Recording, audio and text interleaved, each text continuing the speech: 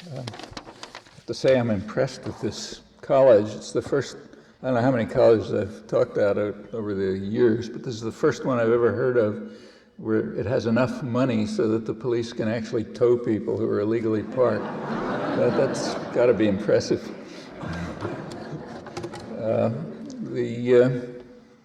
Well, I was asked to talk, the title I was given, I guess it's the one that's on some handout you have, is the Onslaught Against Freedom and Democracy, led by the Bush Administration Reactionaries.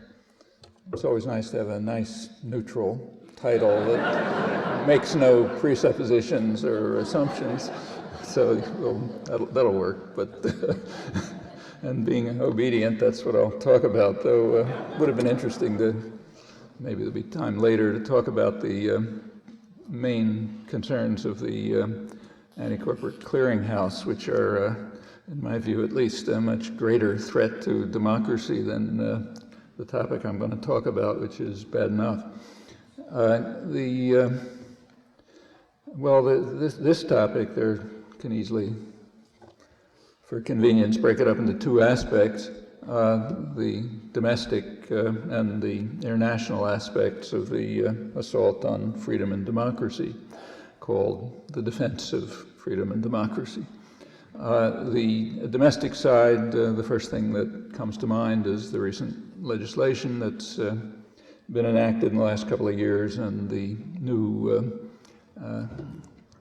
additions that are being planned, the main one being the Patriot Act, Patriot 1, which was rammed through very quickly without any scrutiny, exploiting the circumstances immediately after 9/11. And the next one, which isn't passed, though its text was leaked, you've probably seen it, often called Patriot 2. So far, Patriot 2 has been blocked by rather extensive protest. John Ashcroft, as I'm sure you know, had been a couple of weeks ago traveling around the country. Almost surely his intent was to build up support for the Patriot 2 Act, but to his surprise, he found he was greeted with so much protest and opposition about Patriot 1 that he had to spend all of his time trying to defend Patriot 1. And Patriot 2, as far as we know, is still on the back burner, but they'll try to sneak it through in some other fashion. As for Patriot 1, I won't try to review the content of it. I'm sure you know it. Instead of reviewing the content, I'll just quote a comment on it by one of the heroes of Bush, Rumsfeld, Cheney, Wolfowitz, and the rest.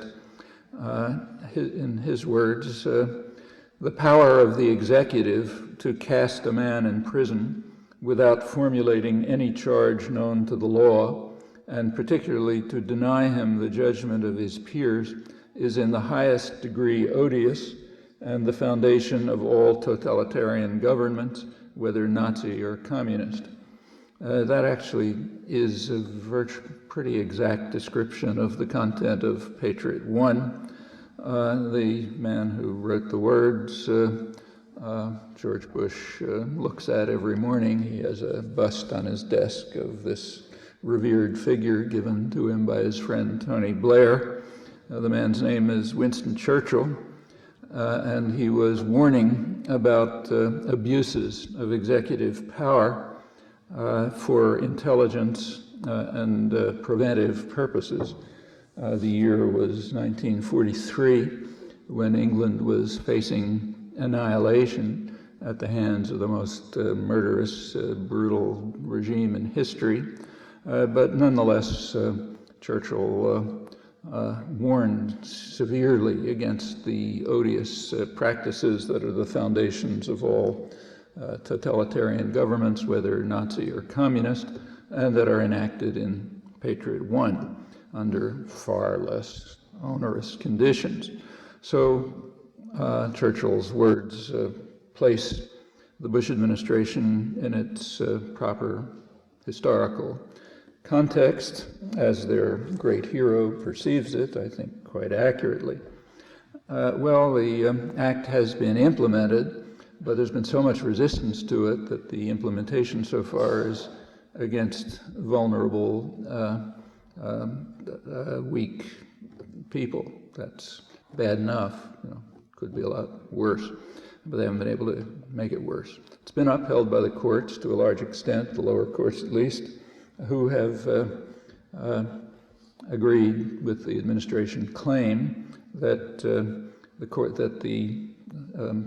executive shall have the right to cast a man in prison without formulating any charge known to the law, to deny him the judgment of his peers, in Churchill's words, and to do it indefinitely, without charge, without access to family and lawyers, including American citizens, and at the whim of the executive, last as long as the executive branch agrees, as long as we have an executive that is committed to the policies that are in the highest degree odious and the foundation of all totalitarian governments, whether Nazi or communist. That's serious enough, but we should also look at it in perspective. I mean, it's not, by far not, the most severe attack on civil liberties by the executive in U.S. history. So, for example, it doesn't begin to compare with what happened during Woodrow Wilson's Red Scare at the end of the First World War, when thousands of people were kicked out of the country, many arrested, labor movement completely smashed, independent thought almost terminated, many people jailed, among them the leading figure in the U.S. labor movement ever, Eugene Debbs, also a presidential candidate. He was charged by Woodrow Wilson with having given a talk in which he questioned the nobility of Wilson's war. So he was tossed into jail, and in an exercise of what's called Wilsonian idealism, Wilson refused even to amnesty him a couple of years after the war when there was a general amnesty. Well, we're nowhere near that. I mean, that laid a pall over the next decade and start coming out of it till the middle of the Depression. It's also what's happening now nowhere near as severe as the Cointelpro operations that were carried out more recently through the Kennedy, Johnson, and Nixon administrations. These were secret operations carried out by the National Political Police, the FBI, which primarily is concerned with crushing political dissent and has been since its origins when it was established during Wilson's Red Scare. And these operations were not at all trivial. In part, they were aimed at destroying a legal political party, small, therefore vulnerable, but just as legal as the Democrats or the Republicans, namely the Socialist Workers' Party. Offices were raided by the FBI, files stolen, names distributed in efforts to keep people from gaining employment, various other forms of harassment. It went on to target the women's movement, all the black movements, the entire New Left. Actions went as far as outright political assassination. The most extreme case was an FBI-organized, really Gestapo-style assassination of a black organizer, Fred Hampton. They also killed somebody else, Mark Clark, in a staged attack by the Chicago police under FBI direction. 4 a.m., murdered him in his bed, both of them. And it wasn't trivial by any means. This was exposed at exactly the same time that Watergate was exposed. And the comparison is quite interesting and tells you a lot about the operative values in the educated sectors, the intellectual classes and the society and the press as well. So if you do a poll and ask how many people have heard of Watergate and how many have heard of Cointelpro, you know what the answer will be.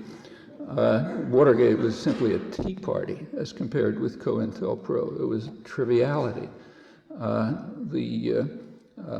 Almost nothing happened. It was bad. It shouldn't have happened, but it should be a minor footnote in the history of repression.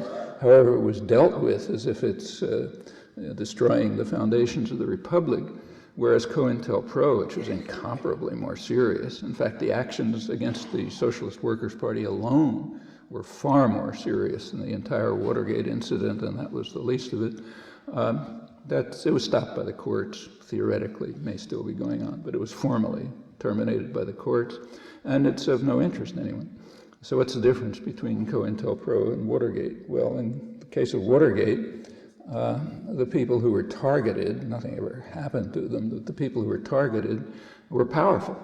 In fact, the Democratic Party is roughly half the power in the country, and you don't call powerful people bad names. If you do that, you get thrown out of office, which is exactly what happened to Nixon, for nothing. On the other hand, the Kennedy, Johnson, Nixon actions leading all the way to political assassination on Nixon's beat is of no concern to anyone because the people who are targeted aren't powerful people. So therefore you can do anything you like to them. And that does tell us a lot about the operative values. And that remains so. That's the way history is written. It's about, you read about Watergate, you don't hear about Cointelpro. Well, Cointelpro was incomparably worse than what's happening now, and it helps to put it in perspective. Part of the reason is that the society is just more civilized now. As a result of the activism of the 1960s and the aftermath, people just act differently, see things differently, don't accept things they used to accept, which is good. That's true in all kinds of domains. Makes organizing a lot easier than it was then, and it makes repression a lot harder. That's to the good, and we should bear that in mind. Well, we should also bear in mind that whatever happens here, whether it's the Red Scare, Cointelpro, or Patriot 1, or Patriot 2, which I should mention that if Patriot 2 sneaks through, it's going to be a lot worse. Patriot 2 goes way beyond anything that's ever been proposed in any remotely democratic society. It, for example, grants the executive the right to remove citizenship without charge, just on the decision of the Attorney General, who doesn't even have to refer to actions. He just has to, as the text puts it, infer from a pattern of behavior that the person deserves to have his citizenship taken away. Nothing like that's ever been dreamt of in anything that calls itself a democratic society, and it almost went through. My suspicion is they were trying to sneak it through under cover of the Iraq War, more or less the way Patriot 1 was sneaked through, but there was enough resistance, so they had to back off, but we'll hear from it again. Anyway, all of these things, whatever they may be, don't amount to very much as compared with what people face in other societies.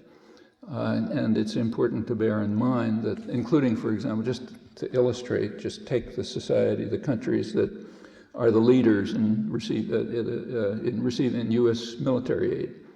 I'll put aside Israel and Egypt, which are a totally separate category. But outside of Israel and Egypt, right through the 90s, through the liberal period, the Clinton period, and today, the leading recipients of U.S. military aid were Turkey and Colombia. Turkey, because it was carrying out a murderous counterinsurgency campaign against its miserably repressed Kurdish population, with millions of people driven out of their homes, the countryside devastated, tens of thousands of people killed, every barbaric form of torture you can imagine. I've actually visited some of the indescribable slums in Istanbul where refugees are trying to survive in virtually demolished buildings or in the caves of walls in towns in southeastern Turkey. Actually, the latest terrorist activities in Turkey are traced to that region so far, which is possibly true. If you treat people like that long enough, all kind of awful things happen. As the terrorist atrocities, state terror increased, U.S. military aid increased until the point where Turkey became the world leader.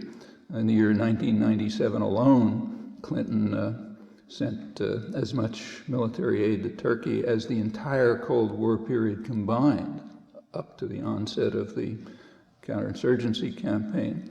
It's pretty brutal. And furthermore, the laws of the country are harsh and brutal as well. But intellectuals there are very different from those in the West, completely different. They not only constantly leading writers, journalists, publishers, artists, academics, not only constantly protest the laws, but are engaged in regular civil disobedience against them, and are facing and sometimes enduring quite severe punishment. State security courts don't even have a resemblance to courts. I've been in them, in fact. But they do it, and they do it unpretentiously, simply, daily, always at it. That's the kind of thing that people face in the world. The second leading recipient of U.S. military aid, now the first leading one since 1999, is Colombia, by far the worst human rights record in the hemisphere, by far the leading recipient of U.S. military aid during the Clinton years, correlated. By now, it's reached the level of, well, they claim, about 20 political assassinations a day. Again, a huge number of people, well over 1 million, one of the biggest displaced populations in the world, driven off the land into urban slums. A lot of it's done by chemical warfare under the guise of drug eradication, which we have absolutely no right to do in the first place, even if that were the goal, and it's not.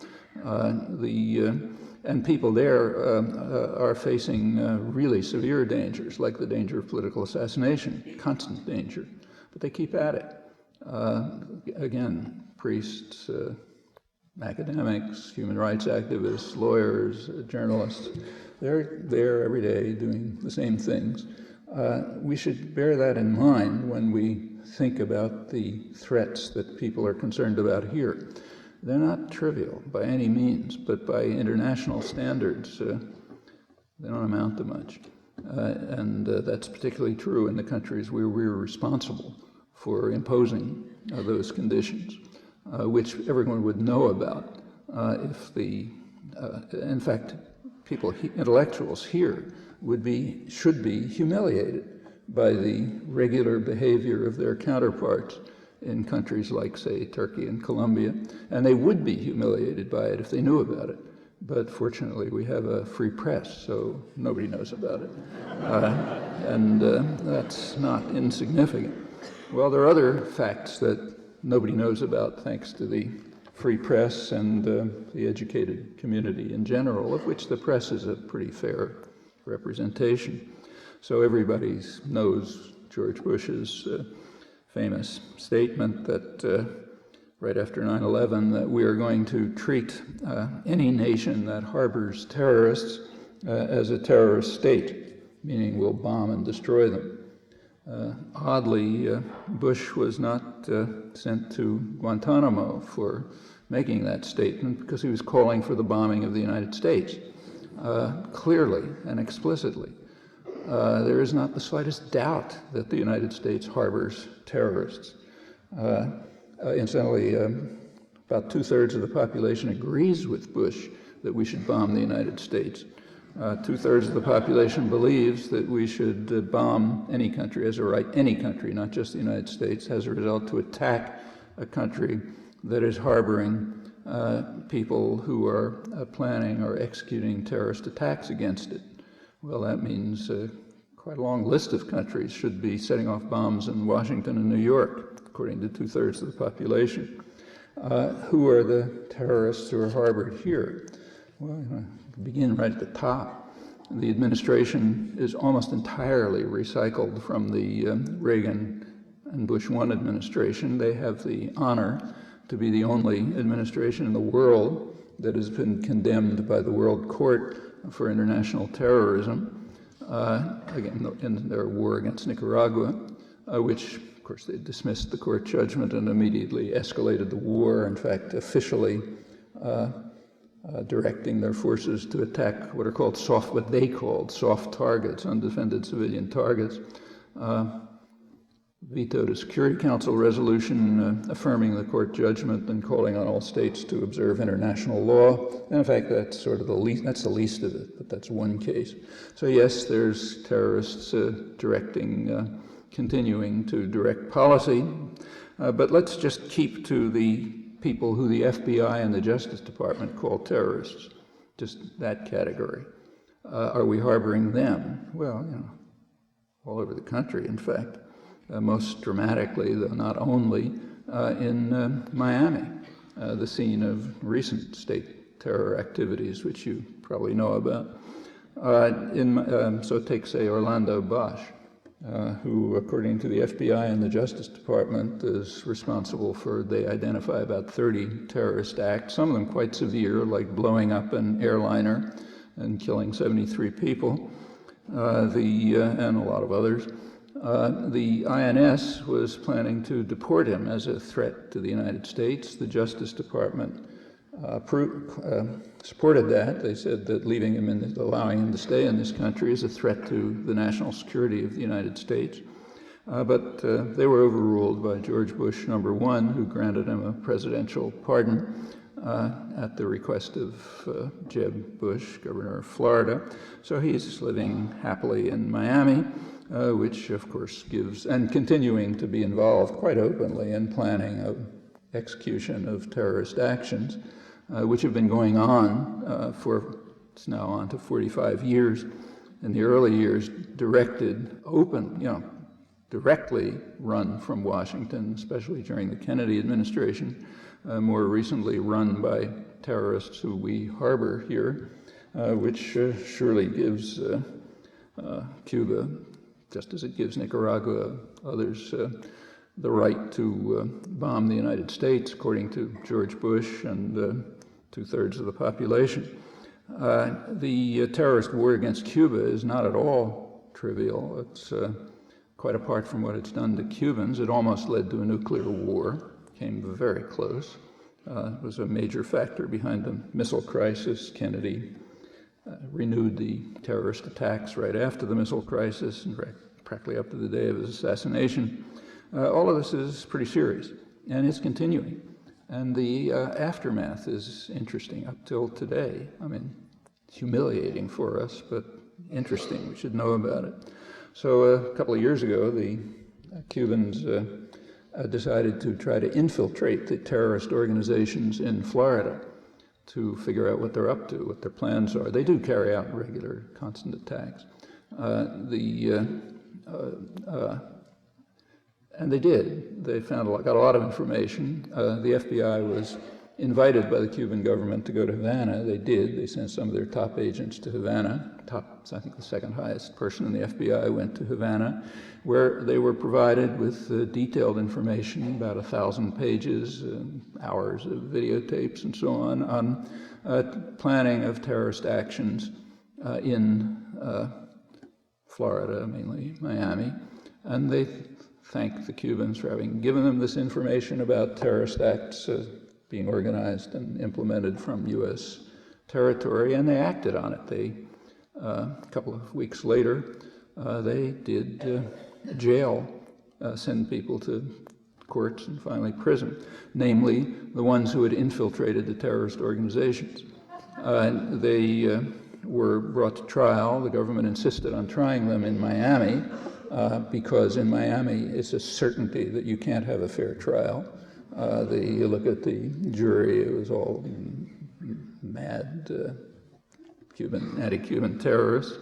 The prosecution case was so awful that the judge instructed the jury to disregard it, but they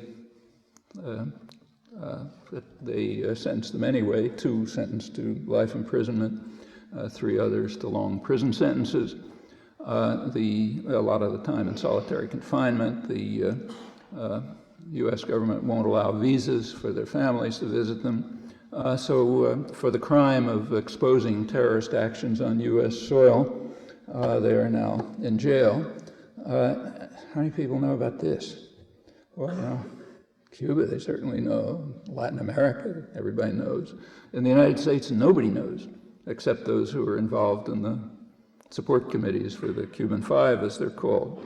Again, a triumph of the freedom of the press, a particularly ironic case, and in this case, given the fuss about terrorism and the talk about harboring terrorists. Well, we could go on, but instead let's continue to something else, still keeping to the free press.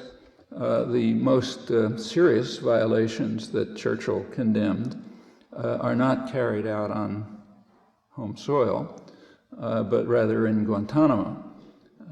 That is really a major atrocity and scandal. It's been bitterly condemned all over the world. It was condemned very harshly by the Justice Department's own Inspector General, but of course that was dismissed. Human rights organizations have report after report about it. I won't go on because you can easily find it out if you don't know already, as you should. That's extremely serious. What's that about? Well, the most important aspect is not so much, what's happening to the people detained there without charge permanently, so on. That's bad enough. But more serious is another fact, namely, what's the United States doing in Guantanamo? Guantanamo is illegally occupied territory. It's part of Cuba, which the United States simply stole when it conquered Cuba under the guise of liberation in 1898. Technically, Cuba agreed to give the United States a permanent lease to Guantanamo, which is about as valid as the Vichy government giving the rights to the Nazis to a permanent military bases in France when they were under military occupation. But it's considered quite legitimate here. The holding on to Guantanamo means that the U.S. keeps the best port in Cuba and prevents any development in the eastern part of the island. That's part of the effort at economic strangulation of Cuba, which has gone on also for almost 45 years.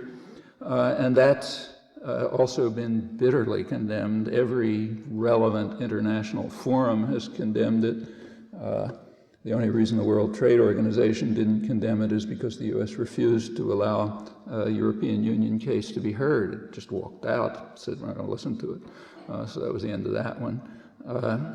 Everywhere else it's been condemned. Even the Organization of American States, which is very careful. They don't want to offend the mafia don who runs the hemisphere. It's too dangerous. But in this case, they went as far just a few months ago as refusing to allow the United States to serve on the Human Rights Commission of the OAS. Symbolic, of course, but significant as an indication of the anger about both this and other things like the Cuban Five and more.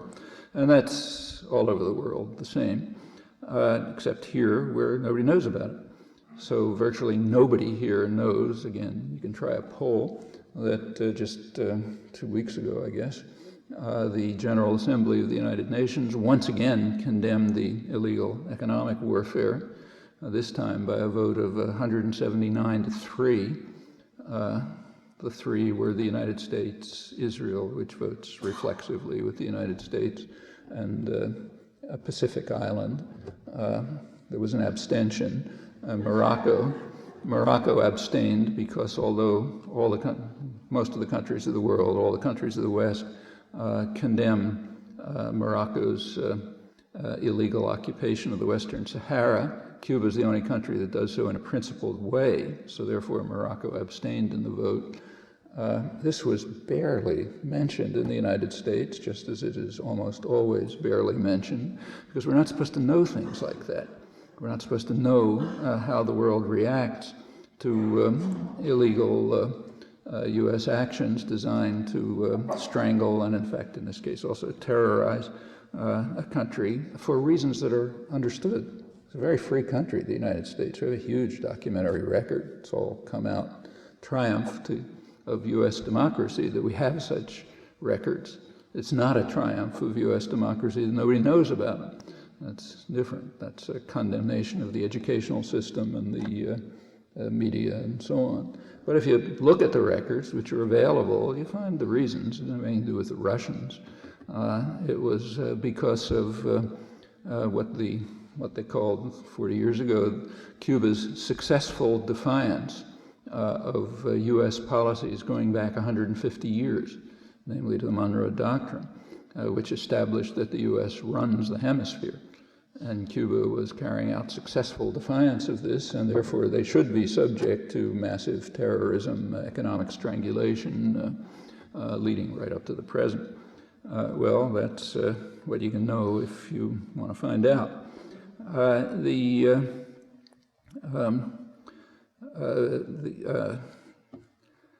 As I say, these things are perfectly well known in Latin America, as are many other things. So, for example, in Latin America, rarely here, there were plenty of commemorations last couple of weeks ago of what's called in Latin America the other 9/11, namely the 30 years ago, the bombing of the presidential palace in Chile, which led immediately to the death of, by very conservative estimates, about 3,000 people, probably many more than that.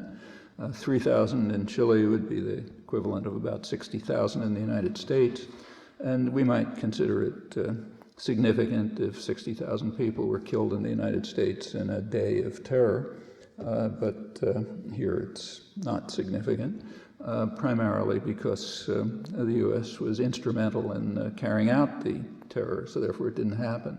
That's let alone what happened later. However, for the rest of the world it happened, and in particular in Latin America it happened, and they know about it. Well, that's an opening to the second aspect, freedom and democracy abroad. The current administration is called often neo-Reaganite. It's a good term because they are mostly recycled from the Reagan administration or the Bush 1 administration. The term neo-Reaganite in the media, professional literature, and so on, that refers to what the New York Times called Reagan's yearning for democracy, which is now fortunately revived. So once again, we have a yearning for democracy. It was revived most recently in a speech by George Bush a couple of weeks ago, in which he announced that the United States is dedicated to democracy in Iraq, in the Middle East, all over the world, organizing a new crusade for democracy, real turning point in American policy. Well, that speech was greeted in the U.S. by commentators and to some extent in England with reverential awe, particular awe for the leading visionary who's running the crusade, Paul Wolfowitz. There's an interesting column. There are many, but one that I recommend to you if you haven't seen it is in the Washington Post on November 2nd by their leading political commentator, long-time political analyst, David Ignatius. While you're reading it, you have to keep pinching yourself to remind yourself that you're not in North Korea, but have a look. It's worth looking at, tells you something about the country. A great awe for this magnificent declaration and for what it proves, namely that the invasion of Iraq was the noblest war in history, undertaken for purely altruistic motives, just to bring democracy to suffering people. The awe was particularly directed at Paul Wolfowitz, described as a grand visionary, whose heart bleeds for the suffering, I'm quoting it, his heart bleeds for the suffering of Arabs. It's why he does such wonderful things. So it continues. There actually was, a couple of days later, by accident, the Washington Post published a poll just taken in Iraq in which people were asked, among other things, why they thought the United States, they didn't use the word invade, whatever they said, but why the United States invaded Iraq. And there were people who agreed with the Washington Post and David Ignatius that the U.S. entered to bring democracy, 1%. So it wasn't zero. Well, interesting fact, one of many. But we might ask why, how come, or we might ask how other people reacted in the Middle East. Well, they reacted with complete ridicule. In fact, all over the world, outside the United States and to a little limited extent England, the reaction to Bush's speech was simply ridicule. Well, how can that be if we greet it with awe and reverence? Probably the reason is that other people don't understand that the magnificence of the United States is true by definition, so facts just don't matter. And they may have looked at the facts. For example, some of them may actually have read Bush's speech, where he listed countries of the Middle East and ranked them in terms of their progress toward democracy. Well, as was very quickly pointed out, the ranking had absolutely nothing to do with their progress toward democracy. In fact, it was often the opposite. But it had everything to do with whether they were following orders.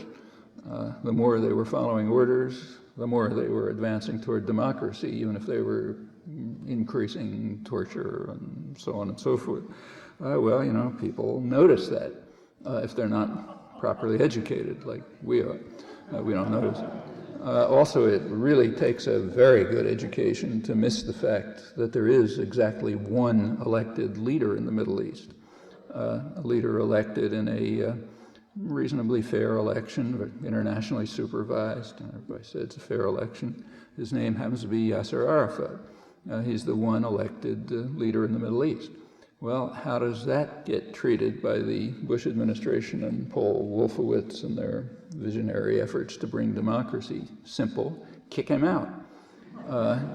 Why? Because he isn't doing his job.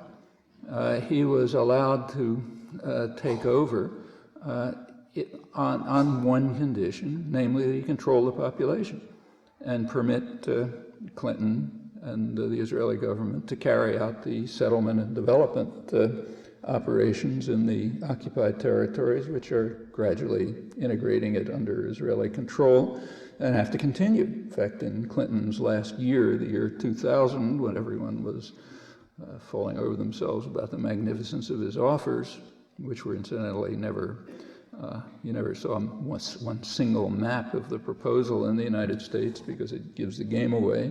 But in that last year, Clinton's last year, also Barack's last year, settlement activity reached its peak in the occupied territories, meaning building what are called facts on the ground.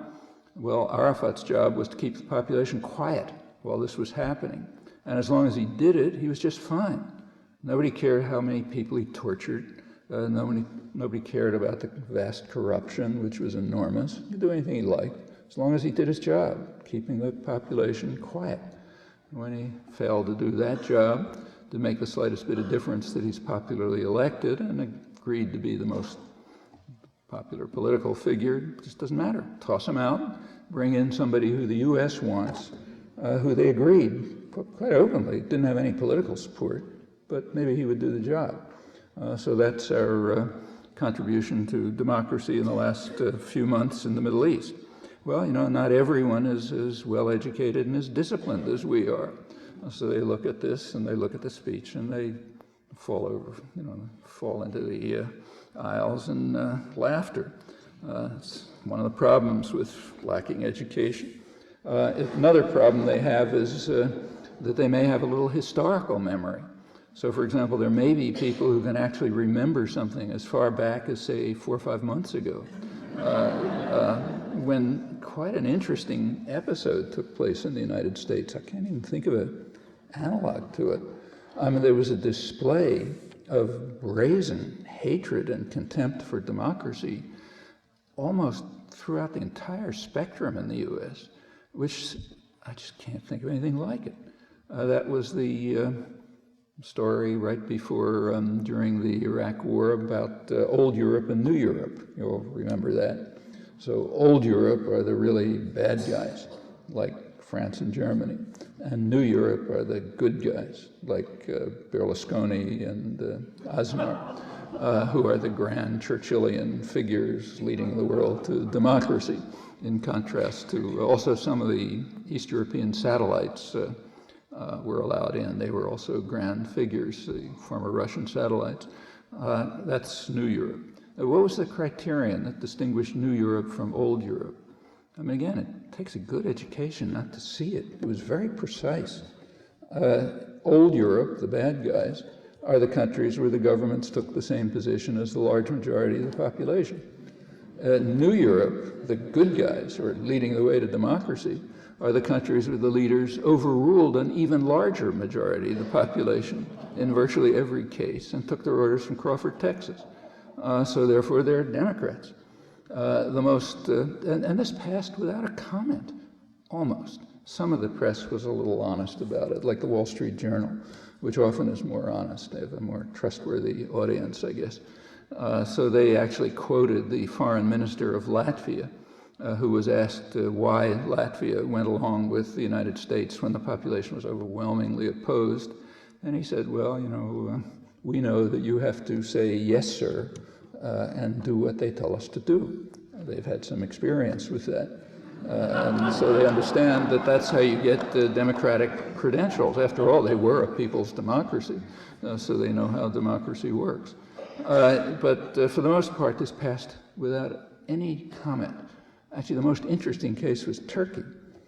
Turkey, about 95% of the population opposed involvement of in the war. And to everyone's amazement, including mine, the Turkish government actually went along with 95% of the population. They were immediately denounced bitterly by Colin Powell, the administration moderate, who announced they were going to be punished by cutting back loans, and so on. Commentators all across the press condemned them for literally lacking democratic credentials because they were not taking orders from Washington and doing what 95% of the population wanted without a flicker of embarrassment. The most extreme was Paul Wolfowitz. Paul Wolfowitz actually denounced the Turkish military for not intervening as they could to prevent the government from keeping to the will of 95% of the population. That's the visionary leading the way to democracy. Well, it's all there. All you have to do is put it together, and there are people who somehow notice those things. What about Wolfowitz's heart bleeding for the poor, suffering Muslims? That must explain why he was one of the strongest supporters and advocates of General Suharto, first as ambassador under Reagan, and then continuing afterwards as late as 1997, just a couple of months before Suharto was overthrown by an internal revolt. Suharto ranks right along with Saddam Hussein. You know, he's one of the worst mass murderers and torturers of the latter part of the 20th century. But he was doing his job. He was opening up his rich country to Western exploitation. So it didn't matter how many hundreds, thousands of people he killed or how many people were rotting away in jail for decades and being tortured and so on and so forth. Wolfowitz's heart was bleeding for the poor, suffering people by lauding the mass murderer and torturer.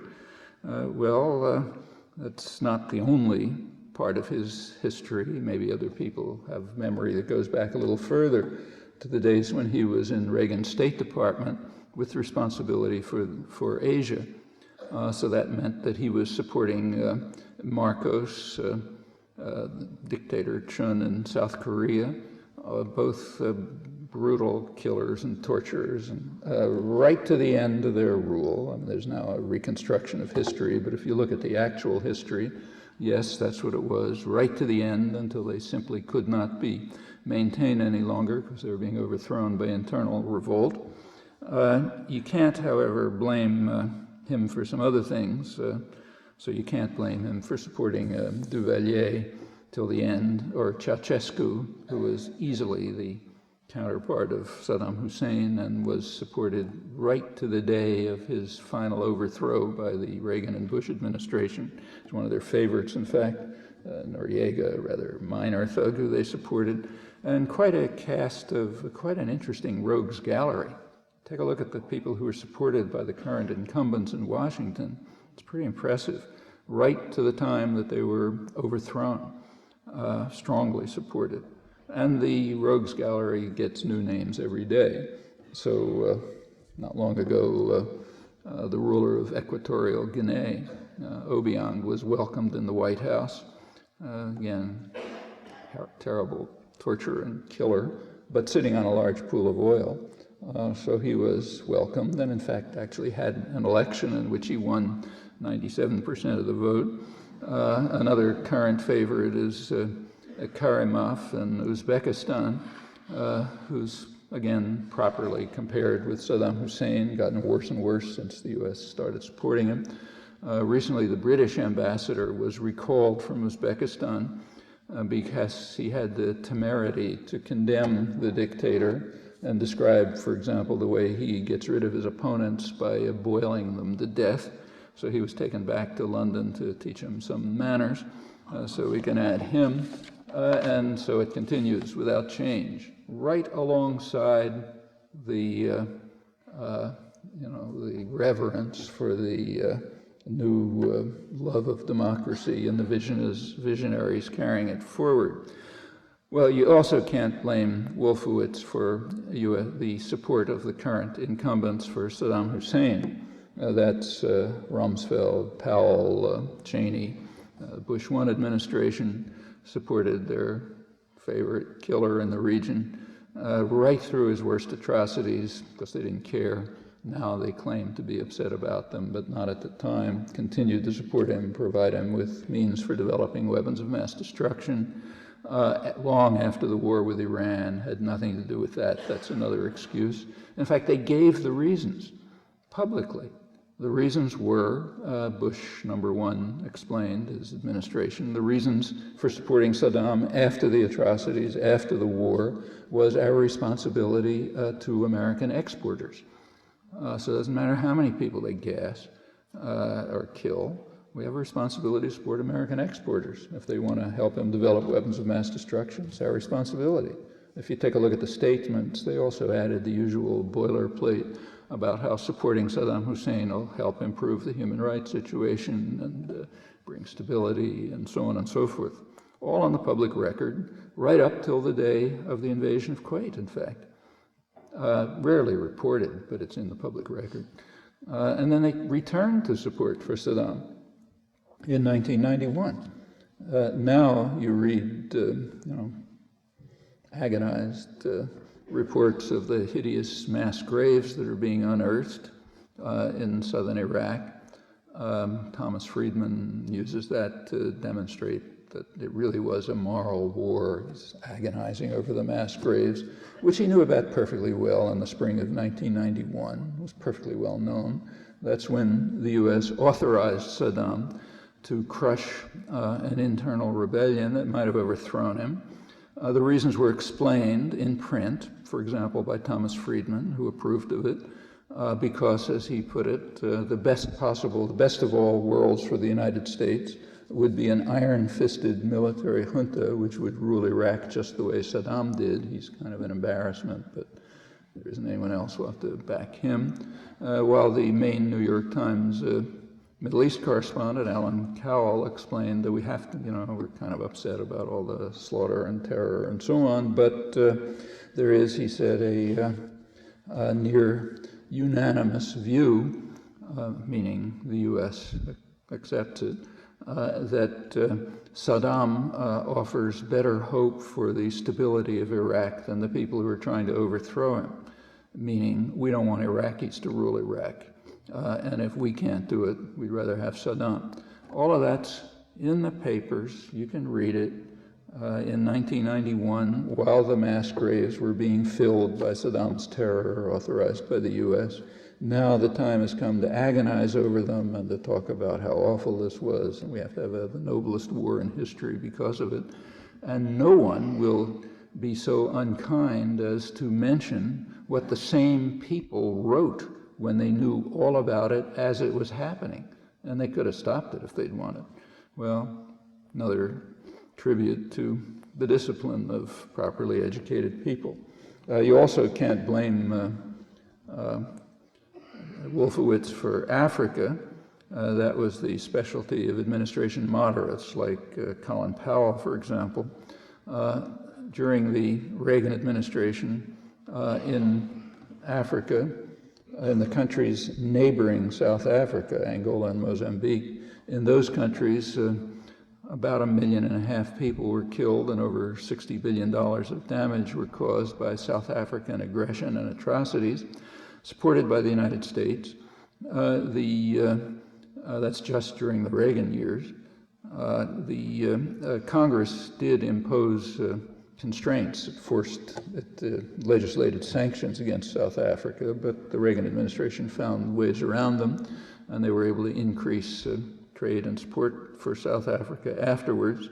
Meanwhile, condemning the Nelson Mandela's African National Congress as one of the more notorious terrorist organizations in the world. It was during the period when Powell was National Security Advisor. At the same time, the U.S. undermined the major UN effort to condemn terrorism. There were several, but the major one was in December 1987, a very strong resolution condemning terrorism in all its forms, calling on everyone to do everything possible to stamp out the plague. There were 2 votes against it, the United States and reflexively Israel. 1 country abstained, Honduras, probably the ambassador had a stomachache that day or something. Otherwise unanimous, but effectively vetoed. When the U.S. votes against a resolution, it's vetoed. In fact, doubly vetoed because it's also banned from reporting and banned from history, so it's unknown. Also unknown are the reasons why the United States and Israel banned the resolution against terror. They explained it in the General Assembly debate, again on the public record. The reason was 1 paragraph which said nothing in this resolution prejudices the right of people to struggle for their freedom under racist and colonialist regimes and foreign military occupation, in accord with the Charter of the United Nations and to gain support from others to do so. Well, the U.S. and Israel obviously couldn't support that paragraph because the phrase racist and colonialist regimes referred to the apartheid regime of South Africa, which they were supporting, and the foreign military occupation referred to the occupied territories, where you're not allowed to resist occupation because the U.S. supports it. Well, that's the major resolution on terrorism. We're during a decade where terrorism was the lead issue, top issue of the day, war on terror, plague of the modern age, return to barbarism, etc. But we can't talk about this any more than we can talk about any of the other things I mentioned, because it's the wrong story for the United States, not for the rest of the world. What about Latin America, which was the where the supposed to be where the triumph of Reagan's yearning for democracy was taking place? Well, it was kind of the poll that I mentioned in Iraq, where 1% agreed with U.S. columnists and commentators that the U.S. entered Iraq to preserve democracy. That poll also had a more interesting answer, which shows some sophistication. In one of the questions in the poll, about half the population said the United States would support democracy in Iraq, but would control it. Okay. Well, that's sophisticated. That shows an understanding of history. It's not hard for Iraqis to have that understanding. They've had a century of experience with it. Since Iraq was created by the British, it was to be free and independent and had some parliament and everything else, except that, as the British internal secret records described it, and Iraqis knew without bothering to read secret records, Iraq, like other countries in the region, was to be run by what the British called an Arab facade. which would carry out local administration and management, while the British effectively ruled from behind the scenes, behind one or another constitutional fiction, as they put it, like, say, democracy. And the locals would be allowed to, tow cars that are illegally parked, for example, and other such activities.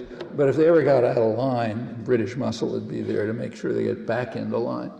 And that's the kind of democracy the Iraqis, for some odd reason, expect the United States to institute, partly because of their own history, but partly because they may, for example, know something about the history of Latin America, including during the Reagan era of yearning for democracy.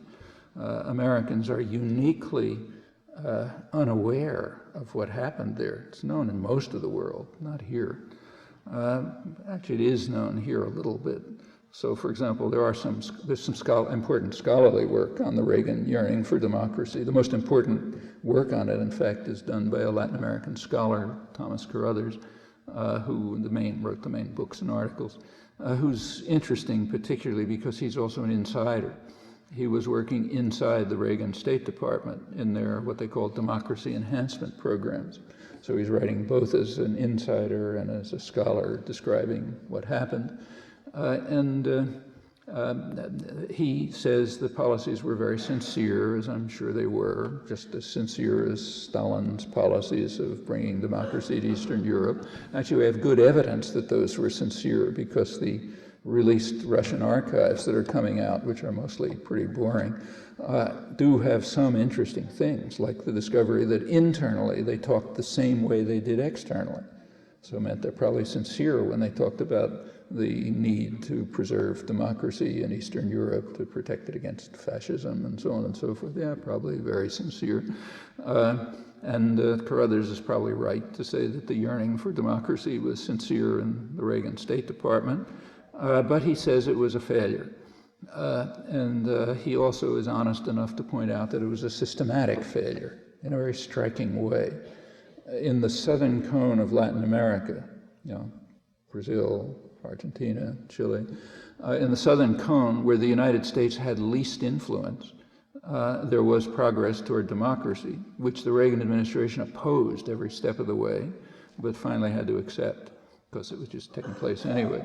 On the other hand, in the region nearer the United States, where the U.S. had more control, in fact, almost total control, he said the progress was least. In fact, virtually none, because the U.S., as he puts it, would only tolerate top-down forms of democracy in which traditional elites who were linked to the United States would remain in power. In other words, you could have pretty much what the Iraqis expect. Formal democracy, that's good for public relations purposes, as long as you're guaranteed that they do what you tell them. And that's just what's happened in Iraq. Again, it doesn't take a genius to recognize that democracy is going to be given to Iraq under certain conditions. The occupying authorities have already imposed an economic plan which no sovereign country would ever accept. It opens up the country to complete takeover by foreign corporations, mainly U.S. corporations and banks. Some Iraqis will benefit, namely the local collaborators with the foreign owners. That's the way the imperial system has always worked. Plenty of people benefit in the poorest country you like in the world, Southern Africa, anywhere else. There's a rich sector which lives at an incredible level of luxury. Yeah, that's the traditional elites linked to foreign power. And yes, that'll happen in Iraq, but no independent development. It's all under foreign, mainly U.S. control. The economic plan that was imposed illegally, incidentally, it's in strict violation of the Geneva Conventions on Occupying Powers. That doesn't bother anyone either. That plan so far has left out the oil industry because that would just be too blatant. So it'll happen indirectly and slowly in other ways. They also announced at once, as soon as the democracy lecture was given, that the government of Iraq, the democratic government, would agree.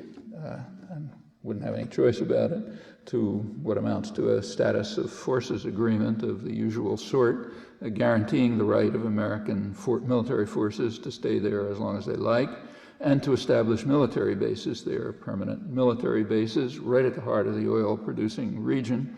That's extremely significant. Carothers' account of democracy in Latin America is accurate. The Iraqis understand it even without reading internal records of the British or academic studies in the United States, because it's their own history. And most of the people in the world understand it from just their own lives, you know. It's only here where we're not allowed to understand it, much too dangerous. I should say that despite all this, there have been improvements. The changes in American society over the past 40 years, which are significant, reflect themselves in the way these matters are dealt with.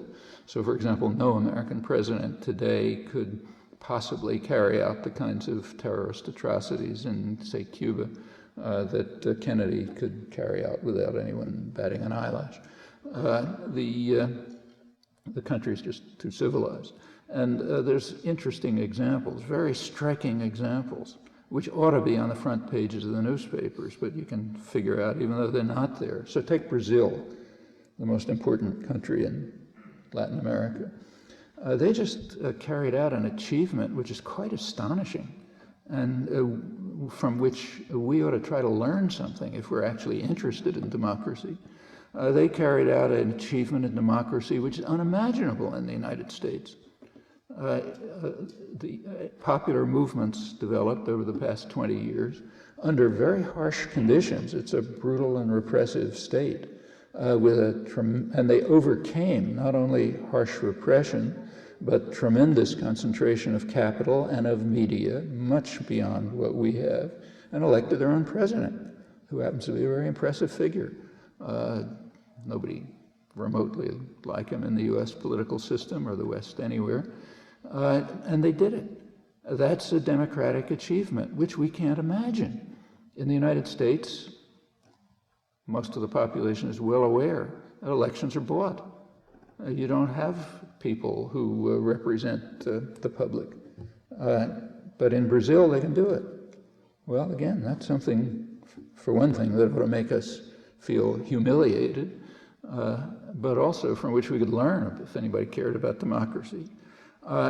It's 40 years ago, under Kennedy, Brazil also had a populist president, nowhere near Lula, nothing like it, and with nowhere near as much popular support, but he was kind of a mildly populist president.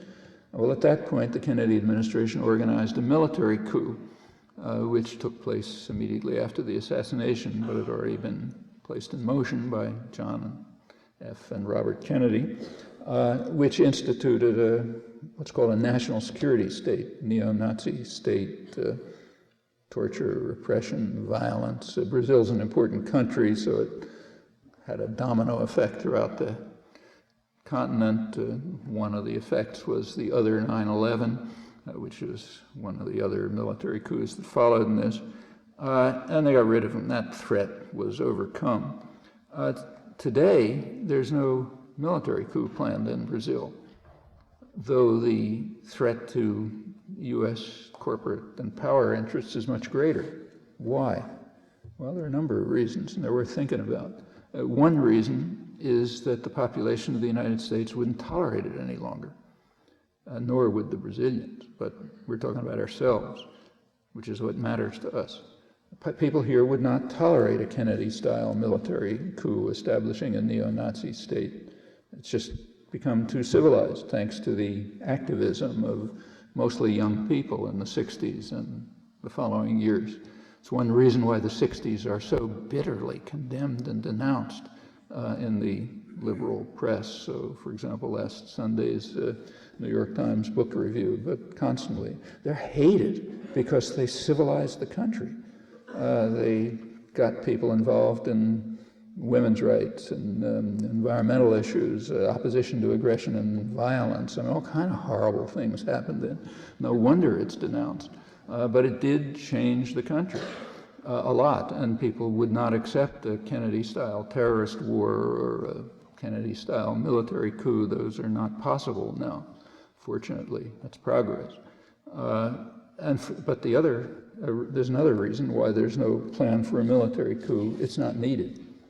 The actions of the Clinton administration and its predecessors in establishing international economic arrangements under the fraudulent cover of free trade has almost nothing to do with trade, but the international economic arrangements that are called neoliberal everywhere else in the world, here they're called free trade, it's a joke, and that you see in the World Trade Organization that were just brought up to be extended in the Miami atrocities that took place a couple of weeks ago.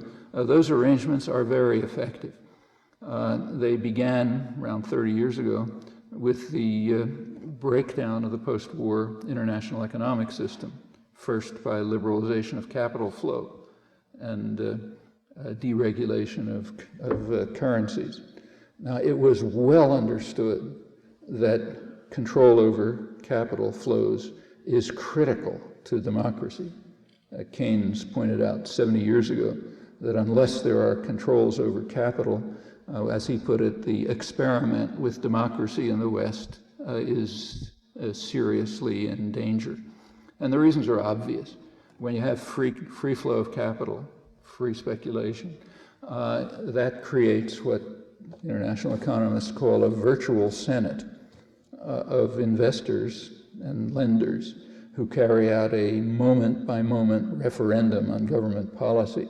And if the government is doing something they don't like for example, improving health care instead of improving conditions for investment, they simply destroy the economy and by attacking the currency, by capital flight and other means. So they have a stranglehold over countries, which is a terrific way of preventing democracy.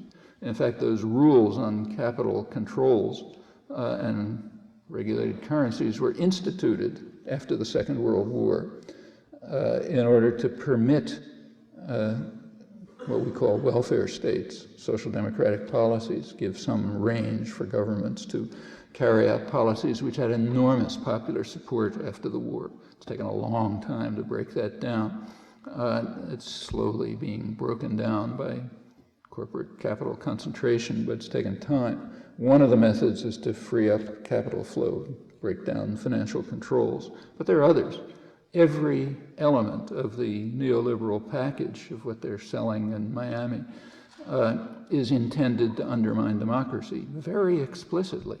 So take, say, privatization. Is there any economic reason for privatization? Not that anybody's ever shown. But there is a very good political reason for privatization. It's true, and it's almost obvious by definition. If you privatize something, it's out of public control. It's out of the public arena. Okay? It's under the control of totalitarian institutions, unaccountable totalitarian institutions. That's what corporations are. Unaccountable totalitarian institutions with enormous power. Put something into their hands, it's out of the public arena. So that reduces the threat of democracy by definition.